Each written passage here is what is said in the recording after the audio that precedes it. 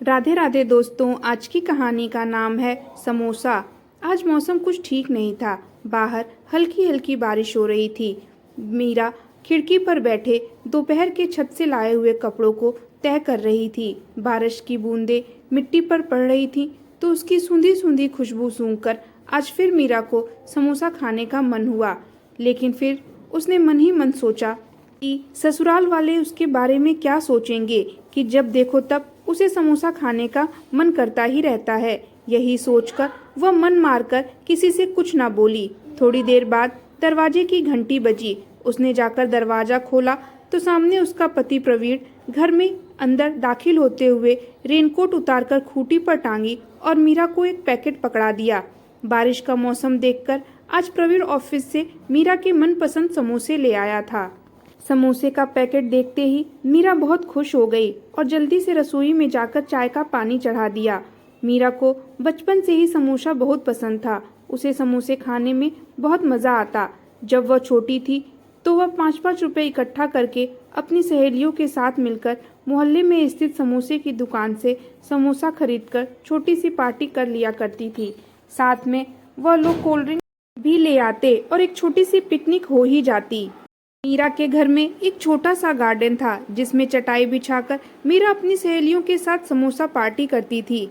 मीरा जब बड़ी हुई और कॉलेज जाने लगी तो कॉलेज की कैंटीन में भी अक्सर समोसा ही खाया करती थी। मीरा की जिंदगी में कभी कोई खुशी आती तब भी वह समोसा ही खाती और कभी अगर बहुत परेशान होती तब भी समोसा खाकर ही अपना मन हल्का करती। उसे कभी बुखार होता, सर्दी होती, हर हाल में उसे सिर्फ समोसा खाने की ही इच्छा होती। शादी के बाद भी उसके ससुराल वालों को यह पता चल गया था कि मीरा को समोसा बहुत पसंद है। कभी बाजार जाते वक्त उसके ससुर समोसा ले आते तो कभी उसका पति प्रवीण समोसा ले आया करता। उसके सास जब भी अपनी सहेलियों के साथ कहीं घूमने जाती तो मीरा के लिए समोसा जरूर ले आती। आज भी वह खुशी खुशी किचन में पहुंची और सबके लिए समोसा प्लेट में निकालकर हॉल में लेकर गई। तभी उसकी ननद स्मिता अपने दोनों बच्चों के साथ अपने मायके आ गई।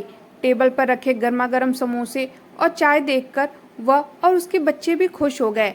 उस समय मीरा की सास शाम की पूजा कर रही थी तो उसकी सास ने कहा, तुम लोग चाय नाश्ता करो, मैं पूजा करने के बाद खा लूंगी।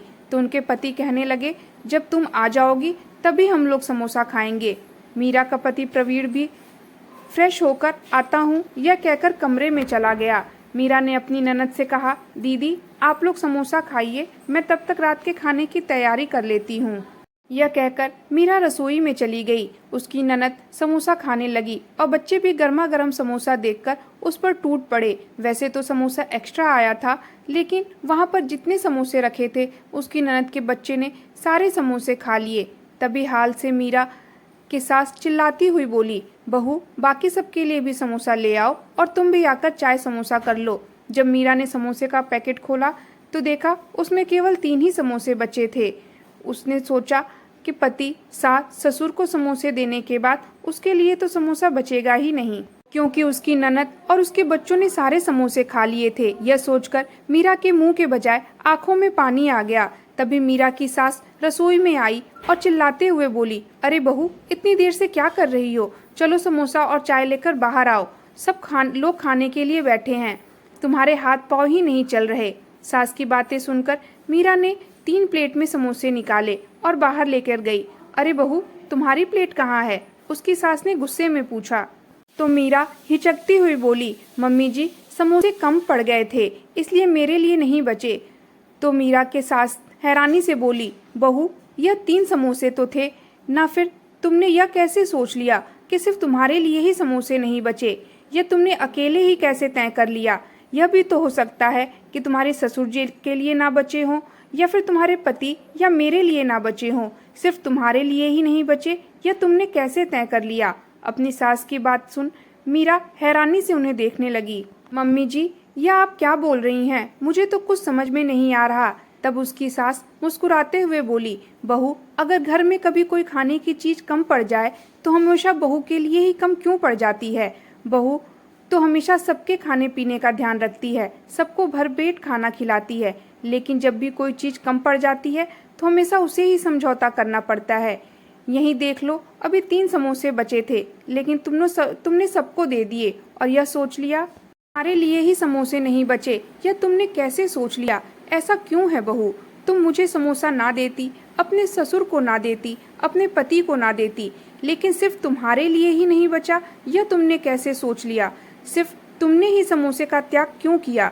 मीरा हैरानी से बोली, मम्मी जी, मैं इस घर की बहू हूँ। अगर घर के खाने पीने की किसी चीज में कोई चीज कम पड़ जाती है तो मैं ही नहीं खाऊंगी ना।